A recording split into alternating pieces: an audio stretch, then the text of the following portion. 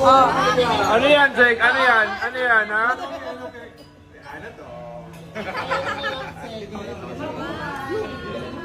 Mabuhay! Guys, it's so exciting. Actually, they're like... Casa Quezon! I'm so excited. Oh my God! Yes, and of course, eto na talaga. Love it. Tawagin na natin sila isa-isa. It's a little preview. An award-winning actress who was shown in both local and international stages. Yes! May intro for... Yes! Okay.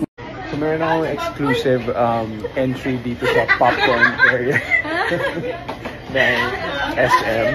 And they're giving us a preview of you know, what's about to happen October 15 when Quezon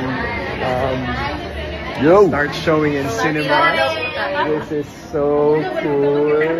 Thank you, SM. Love it.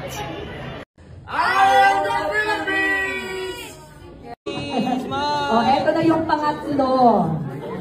Manuel Quezon, ama ng wikang pambansa. This is the story untold of President Manuel L. Quezon. Maayong hapon po sa inyong lahat. It's an honor to be here and we are so kilig and thrilled that you're actually here on the seats. Malaking ibig sabihin sa amin ito na excited kayo mapanood ang aming pelikula. You guys are the first ones to show us really that ito yung picture ng mangyayari sa October 15. You guys are sitting here. We're so excited.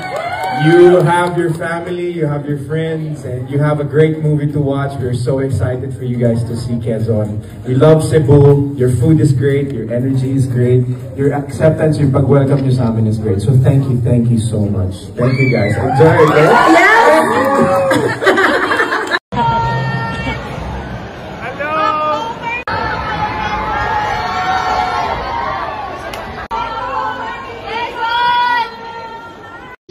In the Bayaniverse trilogy of PBA Studios, directed by Gerald Taro.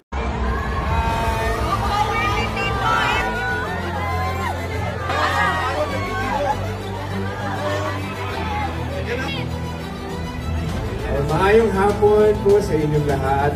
It's an honor to be here and we are so kilig and thrilled that you're actually here on the seats.